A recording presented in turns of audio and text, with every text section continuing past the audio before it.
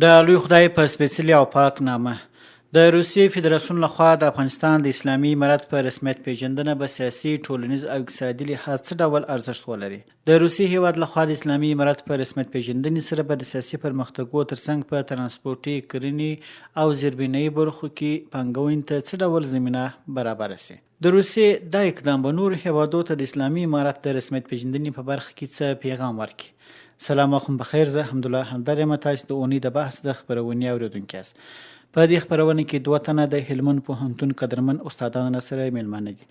هر یو لکه شیخ الحدیث مولوي سید محمد سعید ذاکري صاحب او د شریعتو د پوهنځي استاد نیاز محمد عیسی صاحب سره میلمانه دي. دواړو میلمنو ته ښه راغلاست وایو. شیخ صاحب کې پیل تاسو څخه وکړو چې د روسیې فدراسیون لخوا د افغانستان د اسلامي امارت په رسمیت پیژندنه په سیاسي، ټولنیز او اقتصادي لحاظ څه ډول ارزښت لري؟ السلام علیکم ورحمت الله وبرکاته. دا چې د رادیو د نو د خبرو پیل په سلام وکړي او ستاسې د سوال د جواب دپاره بسم الله الرحمن الرحیم نحمده ونصلي على رسوله الكريم اما بعد فاعوذ بالله من الشيطان الرجيم بسم الله الرحمن الرحيم ولا تهنوا ولا تحزنوا وانتم الاعلون ان كنتم مؤمنين صدق الله العلي العظيم. دا چې د افغانستان اسلامي امارت اسلامي نظام دی او یو ځواکمن واکمن او د اسلامي اصولو پر بنیاد باندې جوړ نظام دی او یو متشرع متدین سپېڅلی با عزمه با احساس خواخوږی مشر او زعیم لري او هغه داسې مطاع او حکم منل سوی عالم عامل متقی متدین پرهیزګاره شخصیت دی چې د ملک ټول وګړي د امارت اسلامي ټول مجاهدین هغه د رئیس الوزرا تر کچې پورې وي یا د چک پین تر پولې پورې را رسېدلی مجاهد وي، ټول الحمدلله پوره اطاعت کې د اطاعت ډېرې بیلګې موږ تاسې لرو وینو. زه یو څو نومونې په قصدن یادوم. مهرباني. یوه دا مسله چې په نور دنیا حکومتونو کې د وزارتونو جوړښت داسې وي چې د واک یو قسم مخصوصي جزیرې وي، یعنی وزیر ځان ته داسې واکونه لري چې په اصطلاح د ملک رئیس جمهور دغه په واک کې مداخله نشي کولی، کې ورته وکړي دی ورسره مني نه.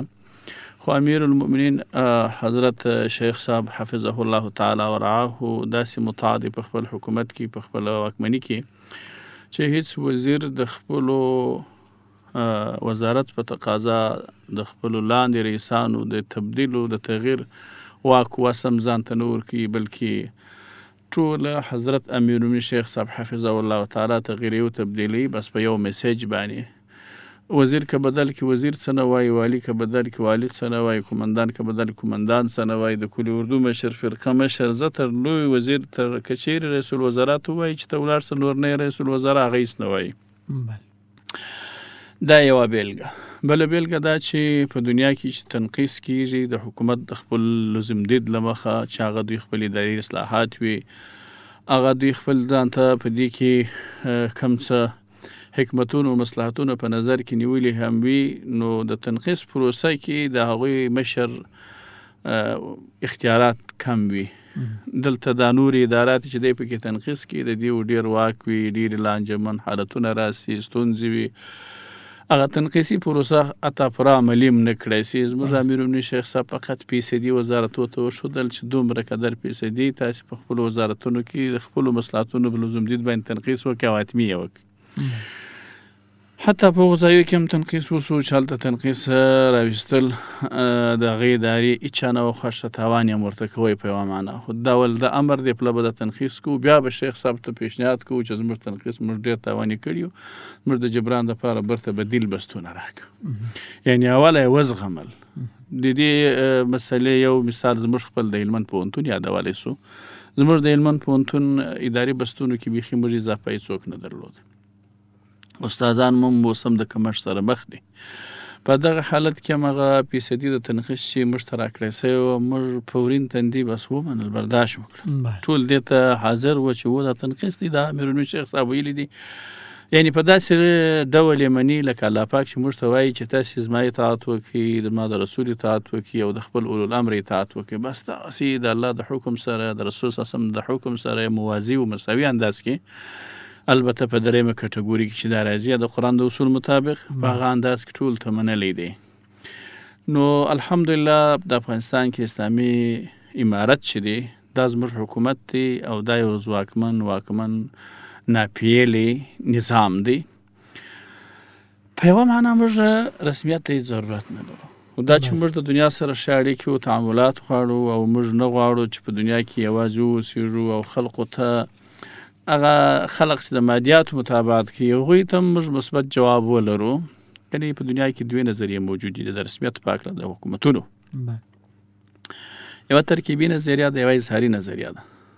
په ترکیبي نظریه کې رسمیت د حکومتولۍ یو جز بولي او په اظهاري نظریه کې رسمیت پیژندنه د حکومتولۍ جز نه ده، بلکې حکومت جوړونه خپل پوره تشکیل لرل، په هغوی کې نظم و انسجام او پر خپله جغرافیه باندې پوره حاکمیت او په هغې کې د خپل حکومتولۍ دپاره د خپل اساسي فرمان، د خپل اساسي قانون د تطبیق او د اجرا وس لرل. دغه ورته کفایت کوي. امارت اسلامي الحمدلله یو مکمل تشکیلات لري.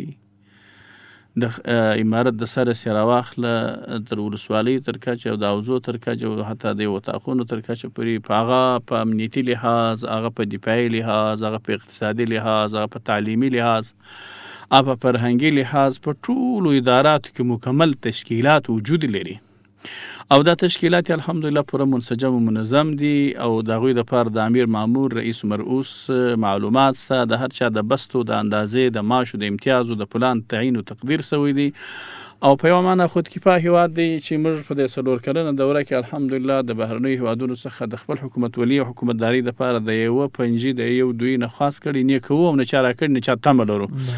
خو الحمدلله زموږ د ټولو مامورینو، مجاهدینو، عساکرو، وزراو، رؤساو، والیانو د ټولو معاشات په پوره وخت باندې اجرا کیږي او معاشات یې د امسایه هیوادونو د معاشاتو څخه لوړ هم دي. یعنې موږ دلته یو مامور ته 10-12,000 افغانۍ ورکوي، دا پاکستان کې 50,000 کالداري کېږي، هغه هلته د یو غټ سړي معاش 50,000 کالداري نه دی په پاکستان کې، چې دا زموږ امسایه هیواد دی. په اصطلاح وایو چې ګرد وخت د کفارو د نړیوالو سره په تعامل کې تیر کړی دی او هغوی ته په رسمیت منلی هیواد دی او د هغوی سره جوړ هیواد دی، حتی د ناټو اشر غړی و زموږ په مقابل کې. نو هغوی د امریکا د غټو متحدینو سره یاد کې دي، هغوی له پاکستان موږ یا لومړی لاس یا رسته لاس دی، هر ډول القاب یې ورکول. د هغه سره په پاکستان کې دومره معاش د یو مامور نه دی لکه په افغانستان کې چې دی او اداري تشکیلات پوره لري، ځواکمني پر خپله جغرافیه باندې پوره لري، پوره امنیت یې تامین کړی دی. د دې په مقابل کې چې کوم څوک دشمن دی هغه نشي کولی چې داسې فعالیت ترسره کړي چې د حکومت د اداري اجراتو لپاره خنډ جوړ شي. نه تر اوسه پورې الحمدلله چا داسې یوه ښکاره پیښه د امنیت په خرابولو کې لا کړې ده، څوک دوم جرأت نشي کولی، بلکې هر فساد په هګۍ کې الحمدلله خنثی کولی شي. په استخباراتي لحاظ هم داسې مکمل دی. نو د اظهاري نظریې په تقاضا د رسمیت پیژندنې په خوا هم دا یو رسمي او واقع حکومت و. راځو دومې نظریې ته په ترکیبي نظریه کې چې رسمیت پیژندنه د حکومتولۍ یو جز بولي. نو دا پکار ده چې دنیا دپاره امارت اسلامي دنیا د حقایق درک کړي، د افغانستان اوسني وضعیت ته په کتو، د افغانستان تاریخ ته هم په کتو، دنیاوال که منصفانه حرکت وکړي نو د افغانستان تاریخ ته په کتو په افغانستان کې دغه ډول د حکومتولۍ په تقاضا نظام نه دی راغلی تر دې اوسه پورې. دا چې دوی تر دې پخوا سابقه حکومتونه په رسمیت پیژندلي او د افغانستان د حکومت په نوم، پر دوی لازمه ده عقلا چې دا حکومت هم په رسمیت وپیژني. نو رسمیت پیژندل زموږ دپاره په یوه معنا د یوې نظریې په تقاضا او د عامه ذهنیت چې هغوی دې ته لیوال دی چې باید افغانستان په رسمیت وپیژندل شي یو ښه لاسته راوړنه. بله شیخ صاحب، د روسیې دا اقدام نور هیوادو ته د اسلامي امارت د رسمیت پیژندنې په برخه کې څه پیغام ورکوي، خاص طور غریبي ټولنې ته؟ مننه، ښه خبره ده. نو د دوی دپاره دا د دې پیغام ورکوي چې ګرچې روسیه تر غربي ټولنې پخوا زموږ سره یوه پله اشغالي حرکت اجرا کړی دی، هغوی د افغانستان د جنگ ترخه تجربه تکرار کړې ده. یو وخت زما په یاد دی د امیر خان متقي صاحب څخه چا پوښتنه وکړله چې روسانو ستاسې پر هېواد باندې تجاوز وکړي دا تاسې څنګه بولئ. دا یې قسم د یو پوښتنه په دې خاطر فکر کوم چې وکړله چې دوی به داسې جواب ووایي چې اوسنی نظام د روسانو دوی تر مابینځ اړیکې د دې خبرو څخه پړې سي. نو متقي صاحب زموږ تاسې مشر دی الحمدلله په خبرو باندې ډېر هوښیار او ځیرک مشر دی الحمدلله. هغه ورته ویل چې دا روسانو ته معلومېږي چې دا کار نه د دوی دپاره ښه و نه زموږ دپاره ښه و چې دوی وکړي. او په دې کې موږ هېڅ ملامتیا نه لرل. دا د هغه وخت د روسیې د حکومت خپله پرېکړه وه. د دوی هم په تاوان موږ هم په تاوان. دوی هم ترخه تجربه عملي کړله او موږ هم ستړي کړلو. نو اوس دپاره موږ ښې اړیکې سره لرو غواړو. نو د روسیې دا اقدام نړیوال ته دا درس ورکوي چې د افغانستان سره د دښمني افشان کارول، د دښمني پروسه مخته وړل، دښمني کول دا نه د افغانستان او نه د هغه ملک په ګټه ده، بلکې د افغانستان سره دوستانه اړیکې لرل او یو سالمه ډیپلوماسي د لارې مخته ورسره تلل دا هم د افغانستان په ګټه هم د هغه مقابل لوري هیواد په ګټه ده. روسیه دا ورته عملا ښیي چې موږ یعنې در نوي مې لسیزې پخوا تر نوي مې لسیزې پورې دا کار دوی تکرار کړ. در نوي مې لسیزې پخوا دوی دا کار وکړي، یعنې 1980 څخه دوی په افغانستان کې وه په د 80 کالو کې. نو په هغه دوران کې چې دوی په افغانستان کې وه دوی خوږ لیدي، موږ یې خوږولو، ګټه یې نه ولیدله. اوس چې د افغانستان سره دوی نیک تعامل کوي، راځي حتی افغانستان حکومت دوی دا حقایق درک کوي چې دا واقعي حکومت دی، د دې جغرافیې پر سر باندې تر دې ښه حکومت راغلی نه دی، دا درک کړه افغانستان په رسمیت وپېژني. دا دوی دپاره هم یو عاقلانه اقدام و او نړیوال ته دا سبق دی چې د افغانستان سره د دښمنۍ پر ځای دوستي د دواړو په ګټه ده. بله، ډیره مننه کوچ شیخ صاحب، خوشحاله اوسئ. احساس صاحب، د روسیې هیواد لخوا د اسلامي امارت په رسمیت پیژندنې سره به په سیاسي پرمختګونو ترڅنګ په ترانسپورټي، کرنې او زیربنایي برخو کې پانګونې ته څه ډول فرصتونه برابر سي؟ بسم الله الرحمن الرحیم. لومړی خو سلامونه او احترامات محترم شیخ صاحب ته، تاسې محترم همدرد صاحب او ستاسې له ډلې کې ټولو اورېدونکو ته وړاندې کوم. وعلیکم السلام. ښه موضوع ده. لومړی خو دا چې د افغانستان اسلامي امارت د روسیې هیواد لخوا څخه په رسمیت وپېژندل سو، دا د زموږ د افغانستان د اسلامي امارت د بهرنیو چارو وزارت دغه ډیپلوماټیکه او ښه پالیسي ده. د هغوی هلې ځلې دي چې بالاخره روسیې دې ته قانع سوه چې د افغانستان حکومت په رسمیت وپېژني. مخکې له دې څخه چې ګټو ته ولاړ سو، لومړی د رسمیت پېژندنه باندې لږ وضاحت ورکړو چې خپله رسمیت پېژندنه دا د یو هیواد هغه استقلالیت ښیي، دغه هیواد مشروعیت ښیي، دغه هیواد خودمختاري ښیي. یعنی دا ټولو ته دوی خپله پر دې باندې یو قسم اقرار دی یا قانع دي چې د افغانستان اسلامي امارت یو خپلواکه دی او یو خودمختاره دی او داخلي مشروعیت لري. په داخل کې ولسونه ټول د موجوده پالیسي څخه خوشحاله دي. نو په همدې اساس باندې وپېژندل سو. دلته بیا دوه اړخه دي، یو هم سیاسي دی بل هم حقوقي دی. په سیاسي اړخ باندې د روسیه هیواد په دې باندې قانع ده چې دا یو سیاسي ثبات لري، یعنی دې باندې قانع سو چې د افغانستان اسلامي امارت دغه جوړښت د دې وړ دی چې نور خپل حکومت مخته ویسي. او په همدې شکل په حقوقي اړخ کې هم دغه چون حکومتونه په حقوقي لحاظ باندې بعضې عناصر لري، دوی هغه پوره کړي دي، هغه حقوقي شرایط یې پوره کړي دي. نو دوی اوس دا چې کله په رسمیت وپېژندل سو، د دې به ګټې زموږ هیوادوال ته څه یي؟ ګټه به یې دا یي چې زموږ د رسمیت پېژندلو سره به سم زموږ هغه ډیپلوماټیک، سیاسي، اقتصادي او تجارتي لاره به هواره کړل سي.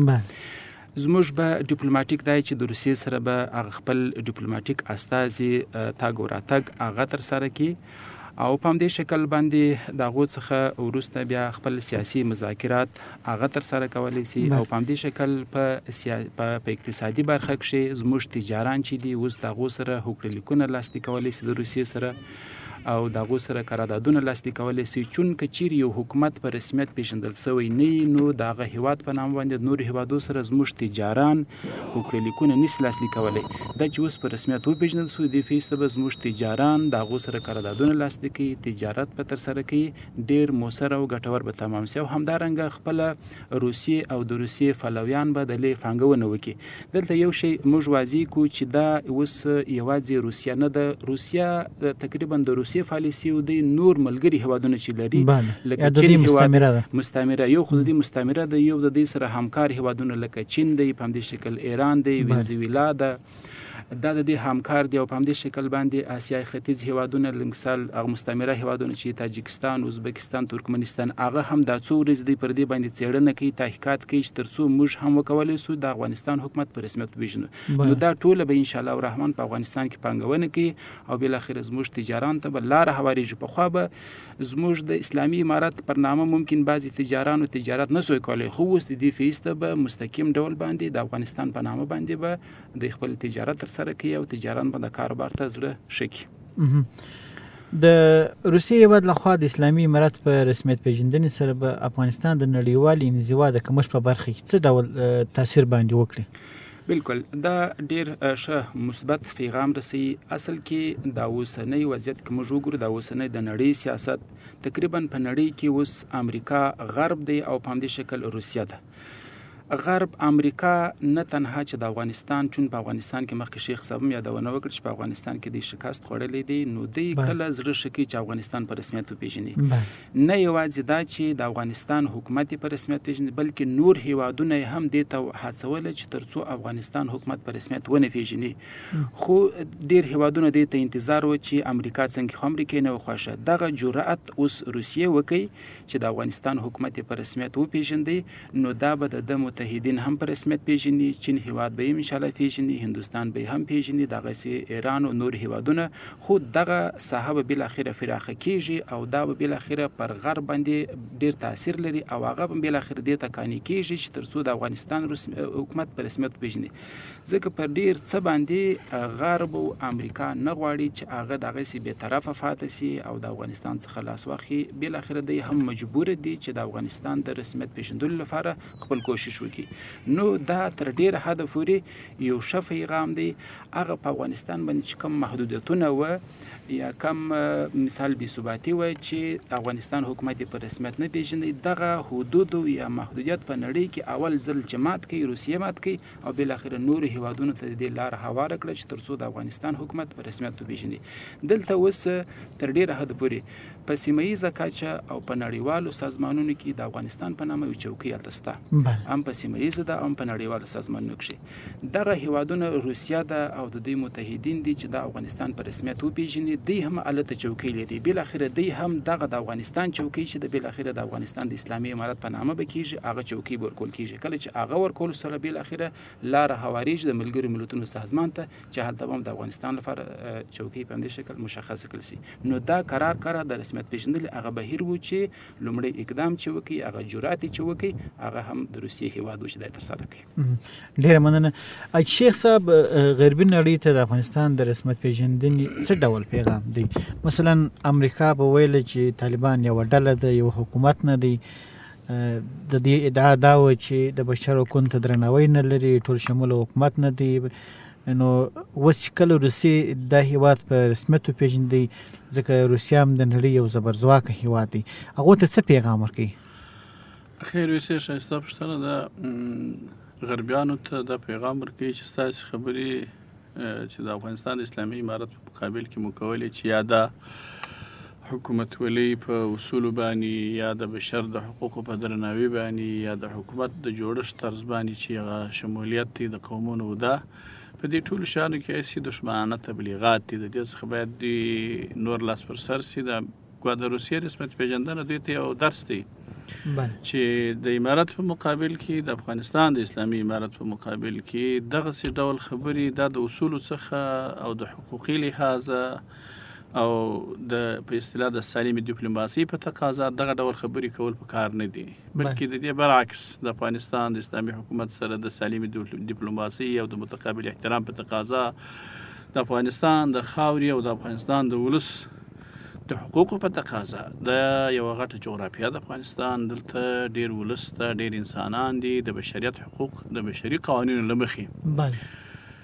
شخصي او اجتماعي دواړه حقوق باید یو بشر د بل د حقوقو د تلفولو سبب جوړ نه سي. د افغانستان خلک دا ولس په نړۍ کې د یو سالمې زندګۍ، د امنیت د زندګۍ حق لري او حق لري چې د نړۍ د خلکو سره تجارتي او سیاسي تعاملات او اړیکې ولري.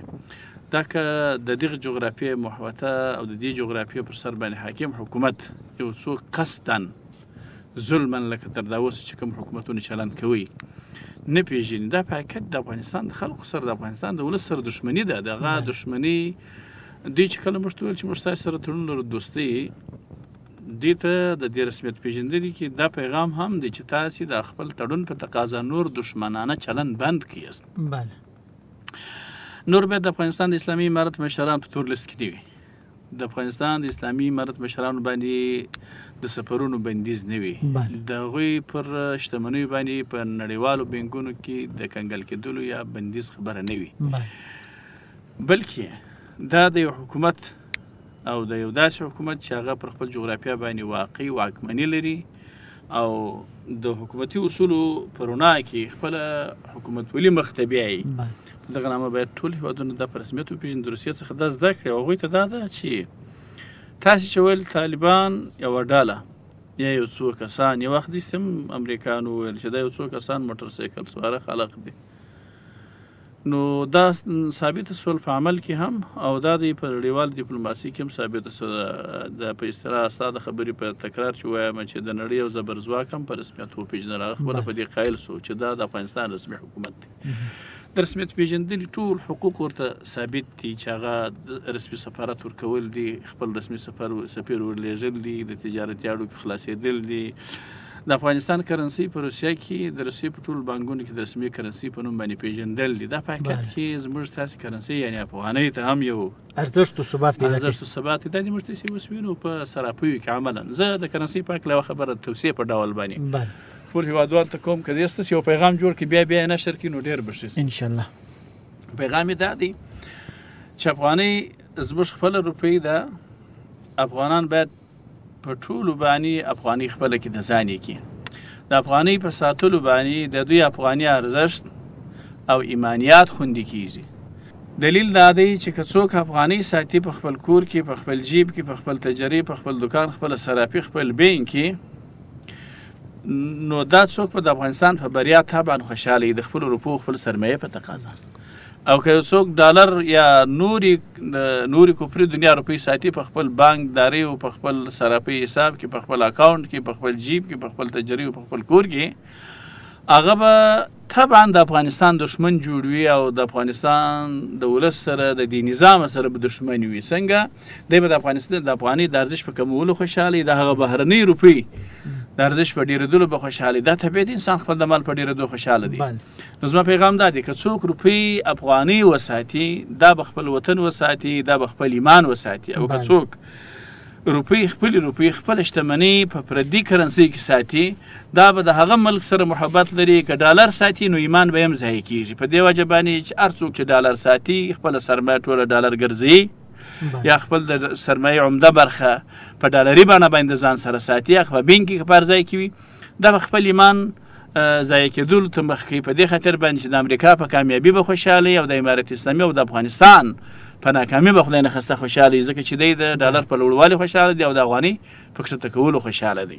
نو پیغام یې دا دی چې باید افغانان افغانۍ وساتي چې ایمان وساتي، ډالر دې نه ساتي چې کفر یې په زړه کې پیدا کېږي، د کفارو محبت یې په زړه کې پیدا کېږي. شیخ صاحب د افغانستان د خلکو دښمنان چې په بهر کې ځان د افغانستان مدافعین بولي هغوی ته به څه ډول پیغام وي؟ هغوی ته نو د فاتحې ورځ ده په یوه معنه چې د دوی پلار مړ شو په هغه ورځ شاید دې ته دونه غم نه و لکه کله چې د افغانستان اسلامي امارت د حاکم حکومت په ډول باندې په رسمیت وپېژندلی شو. او خصوصا د هغه چا وپېژندی چې دوی ډېر وخت دغه خلک د دغه هېواد د خوا تمویلېدل، اوس یې نو خپل مالي سرچینه هم د لاسه ورکړل. شي امید وختې چې نور دې مخ فیس د روسیه موږ ته هېڅکله روپۍ نه راکړي. کنې شمالي ټلواله چې یادېدل په افغانستان کې دلته چې د امارت اسلامي د پخواني دور څخه د امارت اسلامي سره په جنګ کې پاته وه، دوی ډېرې روپۍ د روسیې څخه اخیستلې، ډېرې مرستې د روسیې څخه اخیستلې. یو ښه شاهد یې هغه تیاره وه چې راګیر کړه سوله د سابقه امارت په زمانه کې چې 4 لکه حدودو پورې یوازې مرمۍ پکښې کې وې چې مرمۍ موږ ځینې خالي کړلې برته مو وچه تیاره بیا په یو داسې ډول په لاس ورکړه چې دوی چې ول موږ وتښتول، دوی په خوشحاله وه، د یو تعامل د مخې مو داسې ورسره سوي شاید. نو د دغو خلکو ته دا پیغام دی چې نور څه دپاره په دښمني کې پاتې کېدل د ځان وژل دي، د ځان رسوا کول دي، د ځان شرمول دي، ځان بې ایمانه معرفي کول دي، ځان د خپل وطن او د خپل ولس سره په دښمنۍ معرفي کول د هغه دپاره دا خبره ورپاته ده. فقط د دې دپاره د عقل لاره او د اسلامیت لاره دا ده چې نور د امارت اسلامي حکومت دویم په رسمیت وپېژنه، تر روسانو بتر نه کړي. دې ته زما پیغام دا دی چې ځان تر روسانو مه بتروه، چې روسان دې ته رالل چې د افغانستان اسلامي امارت د حکومت په ډول په رسمیت پېژني او ته ځان د افغانستان مدافع بولې، د افغانستان هم ځان بولې، ته په رسمیت نه پېژنې، تر روسانو بتر سو. دا پیغام بعینه هغه هیوادونو مشران ته هم دی کوم چې ځانونه اسلامي هیوادونه بولي. هغه ولسونه خو مسلمانان دي، خو د لیډران یا د مشران هم ځانونه مسلمانان ورسره بولي. بلې همدا بله پوښتنه ده چې شیخ صاحب ولې اسلامي هیوادونه لا چوپ پاتې د افغانستان د رسمیت پېژندنې په مسله کې؟ دا خو یوه ډېره درنه غوچه او عمیقه پوښتنه ده. د دې جواب ډېر سخت هم دی، ځکه موږ د اسلامي نړۍ نامه ته احترام لرو، د اسلامي هیوادونو د اسلامیت توري ته احترام لرو او هلته پرتو ولسونو ته ډېر زیات احترام لرو. نو دا یو واضح حقیقت دی چې روسان چې کافران دي د افغانستان اسلامي امارت د حکومت په ډول باندې پیژني په رسمیت، نو ښکاره ده چې د حکومت ولې ټول شرایط پر ځای دي، بهانه نشته چاته پاتې. نو کېدای شي هغه خلق په واقعیت کې یا سیاسي یا فکري اسیران وي د بل چا، دونه موږ ویل حریت او ازادي نه لري. ځینې فکري اساراتو بندیواني لري او ځینې سیاسي اساراتو بندیواني لري. فکري اسیران خلق دي چې د کفارو تبلیغاتو د توش په تبلیغاتو په وجه باندې د هغوی پوهه تسلیم کړې ده، ځان په خپل مسلمانۍ کې ناپوه ورته معلومیږي، لهذا مفکوره د هغوی څخه اخلي او فیصله د هغوی په فکر کوي. او ځینې سیاسي اسیران دي، دا شي چې بیریږي که چیرې موږ د هغو غربي کافرانو د طرز العمل مخکې، یعنی چې امریکا افغانستان په رسمیت نه پیژندلی، دوی تر مخ په رسمیت وپېژني، داسې وام ورسره دی چې بیا به د امریکا سیاسي حمایت د دوی سره نه وي، دوی چې د چا سره رقابت لري هغه بیا بس په سټ کې سپوري، بیا به هغه د دوی مقابل او مخالف وي. او دا د دې سره یو کمزوري فکر دی چې ورسره دی. باید اسلامي هیوادونه خپل حریت ثابت کړي، خپل ازادي ثابت کړي، لکه څنګه چې دوی دا دعوه کوي چې موږ د فلاني ملک دپاره یو ناپیل حکومت یو او نړیوال رسمیت لرو، استقلال لرو. د استقلال باید دوی په خپل نظریه کې ثابت کړي په دا ډول باندې چې یو کار بل څوک نه کوي خو هغه مثبت کار باید وکړي. دوی د اسلامي ورورګلوۍ په تقاضا موږ پر دوی دا حق درلودی، اوس هم پر لرو چې د کافرانو څخه وړاندې دوی باید د اسلامي ورورګلوۍ په تقاضا د افغانستان اسلامي امارت په رسمیت پېژندلی وای او هم یې باید وپېژني. نور هم د یوې ورځې دپاره دوی دپاره ځنډ کول ګناه ده. ډېره مننه شیخ صاحب، خوشحاله اوسئ. احساس صاحب که دا راته ووایاست چې اسلامي امارت د نړیوال ټولنې سره د تعامل په برخه کې څه ډول سیاست غوره کړی دی؟ ډېره زیاته مننه. ښه پوښتنه ده. د افغانستان اسلامي امارت د بهرنیو چارو وزارت خپله یو ډېره ښه پالیسي مخ ته وړي، هغه یو ښه ډیپلوماسي مخ ته وړي، تر ډېر حده پورې منځنۍ ده، یعنې نه غواړي چې هغه د یو طرف کې واقع سي، تر ډېره حده پورې چون اوس په نړۍ کې د هیوادونو تر مابینځ بعضې سیاسي او اقتصادي اختلافات شته، ستونزې مشکلات شته، دی نه غواړي چې په یو طرف کې واقع سي. د ده پیغام که چیرې موږ د متکي صاحب هغه بیانیې واورو، پیغامونه، تر ډېره حده پورې دی وایي چې موږ متوازن سیاست مخ ته وړو، هغه سیاست چې زموږ د افغانستان په ګټه اوسېږي، اسلامي شریعت په هغو کې تامین سوی او د ټولو هیوادو سره غواړو. نو دا پیغام عمومي دی او دا ډېر په اوسني عصر کې ښه سیاست هم دغه دی چې په همدې شکل منځنی سیاست د ټولو هیوادونو سره اوسېږي، خپل د افغانستان استقلالیت او خپلواکي په پام کې ساتلو سره د خپله ډیپلوماسي مخ ته یوسي. نو دا یو ښه سیاست دی چې په هغو کښې هم دا د اوس چون امریکا او غرب خو د افغانستان سره یو قسم رقابت لري، حتی د امریکې د کانګریس غړي د دوی سیاسون خپل اعتراف کوي چې موږ په افغانستان کې شکست خوړلی دی، پر دې باندې قانع سوي دي. نو دوی بیا کله تر ډېره حده پورې زړه ښه کوي چې ژر د افغانستان په رسمیت وپېژني، حتی نور هیوادونه هم تر ډېره حده کوشش کوي چې دې څخه دوی منې کړي، خو په همدې شکل روسیه او د دوی متحدین دا جرات وکړي چې افغانستان یې په رسمیت وپېژندي او تر ډېره حده پورې هغه هم بالاخره دې ته قانع کېږي چې موږ هم باید ځان دخیل کړو. نو دا یو ښه پالیسي ده، یو ښه سیاست په د اوسني عصر مطابق چې منځنی سیاست مخ ته وړي تر څو د ټولو هیوادونو ملاتړ د ځان سره ولري. ډیره مننه. د نړیوال ټولنې د بندیزو او فشارو سره بیا هم په اقتصادي او سیاسي لحاظ د اسلامي امارت حکومتداري څه ډول ارزوي؟ بالکل دا یو حقیقت یو حیرانتیا ده. ټوله نړۍ چون غرب فکر کوي چې که چیرې زموږ مرسته نه وي، زموږ کومک نه وي، نو ممکن اسلامي امارت دوام ونه کړي. خو دوی انتظار وي چې دا کسان به راسي او بالاخره زموږ ټولو اصول به ومني او په ځان به یې تطبیق کړي. خو هغه د افغانستان د اسلامي امارت د یو ښه پالیسي وه چې خپل منابع داخلي عوایدو څخه وه، خودمختاره وو، پوره یې کړلې او بالاخره نړیوال هم دې ته بیخي حیران وو چې دا څنګه بدون د نړیوالو مرستو څخه د حکومت دوام ورکوي. یعنې دا اوس هم چې د روسیې هیواد په رسمیت وپېژني، د رسمیت پېژندنه داسې کوچنۍ مسله دا ډېره غټه مسله ده. یعنې دوی ټوله پر دې باندې قانع سوله چې دا خودمختار هیواد دی، خپل داخلي مشروعیت لري، یو سیاسي ثبات لري، دوی نور کولی سي خپل حکومت چارې مخ ته ویسي، هم د داخل لپاره د منلو وړ دي او هم د بهرنۍ لپاره، د دواړو لپاره. نو دا یو ښه پالیسي وه او تر ډېره حده پورې دوی هم حریان سوله دې ته چې دا څه قسم کنټرول کړه. خو په مالي برخه کښې تر ډېره حده پورې دوی کوشش وکړي چې خپل د داخلي عوایدو څخه خپل هغه امکانات پوره کړي او بالاخره نړیوالو ته هم دا یو ښه پیغام و چې افغانستان نظام کولی سي بدون د بهرنۍ مرستو کومک څخه خپل حکومتونو ته دوام ورکړي. حاجي شیخ صاحب، د خپرونې وخت کم دی، نو یوازې د وخت لرو دا چې د نړیوال ټولنې فشارات زیات دي او بندیزونه هم دي، خو بیا هم د افغانستان کورنۍ اقتصادي ماشین ګرځي او حکومتداري سیستم فعال دی. د دې اوسنۍ پالیسي څنګه ارزوي په مالي برخه کې؟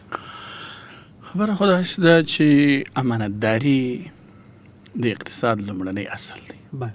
د یو ملک دپاره چې هغه وکولی سي باثباته اوسیږي او پر خپل ځان باندې خودکفا اوسیږي، په هغه کې شفافیت او امانتداري اصل دی. دا چې د امارت اسلامي مشران الحمدلله مسلمانان دي او په اسلام کې د بیت المال د ساتنې او حفاظت ډېره ټینګه سپارښتنه سوې ده او د هغې خیانت ډېر لوی جرم بلل سوی دی، تر دې پورې چې رسول الله صلی الله علیه وسلم خپل یو خادم صحابي ته د یو ادنا شي د اخیستلو په وجه د جنازې لمونځ نه ورکوي. د هغه د پیغامات څخه د اسلامي امارت ټول د نبي اعظم مبارک د پیغامات څخه خبردار خلق دي، علما دي، نو لهذا په بیت المال کې خیانت نه کوي. دا که د ښاروالۍ عاید دي، که د نیمګړي برخه عواید دي، که نور هر څه عایدات، که د ګمرکاتو دي، که د عشر زکات د لارې شی ټولیږي، دا په شفاف ډول د حکومت ذخیرې ته خزانې ته ځي او بیا د خپلو منظمو کودونو د لارې د حکومت د حوایجو دپاره په ښه توګه مصرفیږي. دا ښیي چې یو ملک د کفارو یا د غربي هیوادونو مرستو ته ضرورت نه لري. دغه نور هیوادونه چې دوی ته دست په ګدایي ولاړ دم که خپل نظام صفا کړي، شفاف کړي، تر موږ ډېرې د ګټې منابع لري، دوی بیخي ژر مخ ته تللی شي. موږ چې په دې نیستمن حالت کې مثال یې داسې دی، یو دوه کوره درته یادوم. یو کور کې د زامن د پلار په قول نه وي، یو جوال غلا کوي، یو وړه غلا کوي، یو راشي وړي، بل مټکورې خرڅي یا بل کړۍ پسې خرڅې کړي، نو انبار پر پلار تاوان یې ګرده وخت په دست په ګدایي په پورونو باندې اوقات وي. او که یو پلار داسې وي چې کړبي و، مټکوري و، جواري و، پوښاک و، ګټه دا ټول د ده په ولکه کې وي، دا په فروش په صحیح توګه باندې ورسي، دی کولی شي ام عیال ته نفقه ځینې برابره کړي، ام د نوي فصل دپاره د کودو او د تخم او د یوې دپاره پیسه ځینې راوباسي د خپل د دغه کښت شیانو څخه، ځکه هېڅ شی ضایع سوی نه وي. نو د زموږ د نظام د پالیسي د کامیابۍ اقتصادي راز رمز په امانتداري کې دی او په شفافیت کې دی، په نه خیانت کې دی. الله پاک د دوی کې خیانت نه پیدا کوي. دا چې د دې نظام د مالي سرچینې په شفافه توګه د امانتدارۍ تر لیول لاندې خوندي دي، نو لهذا پر پښو ولاړ هېواد دی لله الحمد. وینو چې انکشافي پروژې عملي کېږي، یوازې دا نه چې عادي پروژې فقط ځان ساتل د مرګ راګرځول، هغه حالت کې نه دی افغانستان. اوس هم موږ تاسې خپل په ښار کې پر لارې باندې د کندهار کابل لویه لار په 20 کاله نه ورغوسول، اوس الحمدلله 90% رغېدلې ده، پر 19% امکان روان دی. بلکې دا 2 فازه کول بیخي چا تصور نه کوي چې په افغانستان کې به دا سړک په 20 کاله کې د 2 فازه کولو تصور نه سو پیدا. اوس عملا پر 2 فاز کار روان دی. زه هغه ورځ د کابل رالم، نو پر دې لاره هم خندا و هم ژړا و. ژړا د شکر په تقاضا چې خدای چې موږ د داسې حکومت څخه برخمن کړو، او خندا د خوشحالۍ احساس و، د الله شکر و چې الله چې موږ داسې یو ښایسته نظام لرو، داسې ښه سړک یې راته جوړ کړي او داسې ښه منظم ژوند دی، هېڅوک په چا کار نه، په 100% امنیت. د ایران حجاجو چې افغانستان ته راتګ خوښ کړی و، ایران یو غټ عالم شیخ مولوي عبدالحمید صاحب چې خپله بیانیه ورکړې ده، بیا تاسې به هم اورېدلي جمعې په لمانځه کې ده ویلي دي، وایي ما افغانستان ته تلل خوښ کوي، هلته مې چې د هغوی استقبال، د هغوی اکرام و احترام او هغه امنیت چې مې ولیدي چې وایي یوه ښځه د افغانستان د مغرب نه تر مشرقه پورې په یوازې په شاور روزو ولاړه شي، څوک به نه وي چې ورته خطر ورسېږي. موټر ته ماشین وایي فارسي کې، وایي دوی به موټران د باندې ودرول. وایي ما ته دا ډېره عجیبه معلومېده چې دوی موټران د باندې لري، څوک کار نه پلري. نو دا هر څه د امانتداري په تقاضا، دا هر څه د اسلام د اصولو په تقاضا دی. زموږ اقتصاد بس پر تقوا ولاړ دی، زموږ اقتصاد پر امانتداري ولاړ دی. بیا هم دا وایي که خدای دې نه کړي که هر وخت په حکومت کې خیانت پیدا شو، د هغې وجې موږ بې اقتصاده کېږو، او تر هره وخته چې زموږ مشرانو د بیت المال حفاظت په داسې ډول کوي لکه دا وشي کې، نور پرمختګ به هم وینو په اقتصاد کې. ډیره مننه شیخ صاحب. کور مودان قدرمنو اوریدونکو، د اونۍ بس خپرونې ته بیل سوی وخت همدومره و. له دواړو مېلمنو او تاسو څخه ډیره مننه کوم چې تر دې مهاله پورې مو راسره ملتیا وکړه. کور مودان.